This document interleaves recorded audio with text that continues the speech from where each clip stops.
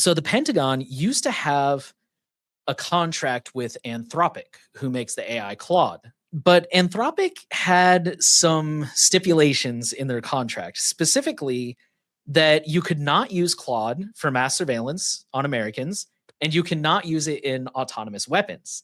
The government tried to pressure Claude into dropping those stipulations and doing whatever they wanted. To their credit, Anthropic stuck with their guns and said, no, we're not going to do that. And the government dropped them and said, we're not doing business with you anymore. OpenAI swooped right in and said, hey, we'll do business with you. Sam Altman, basically, he's clarifying the terms of this deal now because he recognizes that that was not a good look. We were genuinely trying to de-escalate things and avoid a much worse outcome, but I think it just looked opportunistic and sloppy. They are still holding to the terms that OpenAI cannot be used for mass surveillance. AI is so much more than LLMs, right?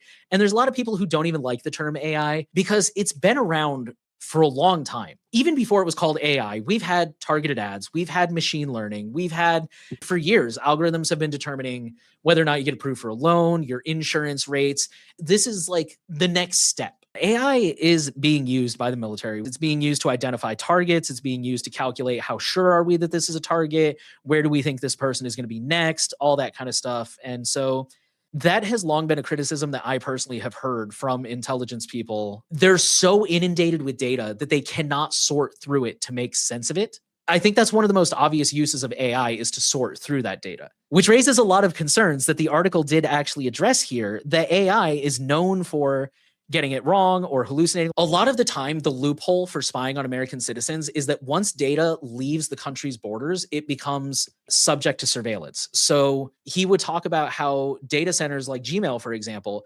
completely unbeknownst to you, they might move a server, like copy the data somewhere else temporarily to like do maintenance on that physical server, right?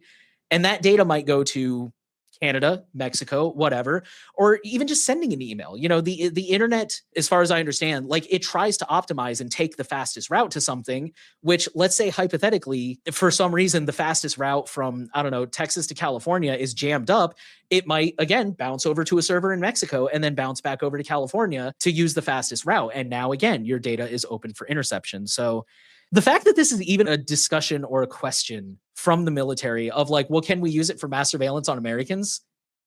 Why? I know you said we wouldn't talk too much about this, but I would want to highlight the idea that the US government was going to flag Anthropic as a national security threat for making these demands.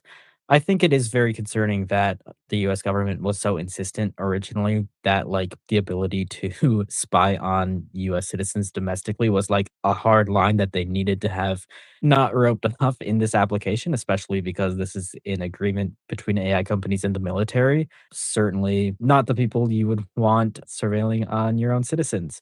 I mean, there's problems with AI everywhere. I think Jordan brings up a good point here that like even if there are safeguards against US citizens that eventually get added on, all of this technology, which we already know is extremely unreliable, is going to be used in military operations around the world. One of the things also that Jordan said that I thought was pretty good is AI is pretty biased based on its training data. Like that's historically been a big problem, especially in like a policing context, is a lot of people have accused it of like, one thing I've learned is if you go looking for a problem, you will find one. Police, for example, feed AI all these arrest records, right?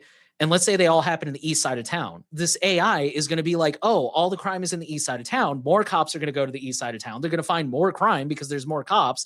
Meanwhile, the west side of town is where all the white collar crime is happening. So far, there have not been any studies that have shown that all this mass surveillance actually stops crime or has any meaningful impact on lowering crime rates. It's a very scary time we're entering into.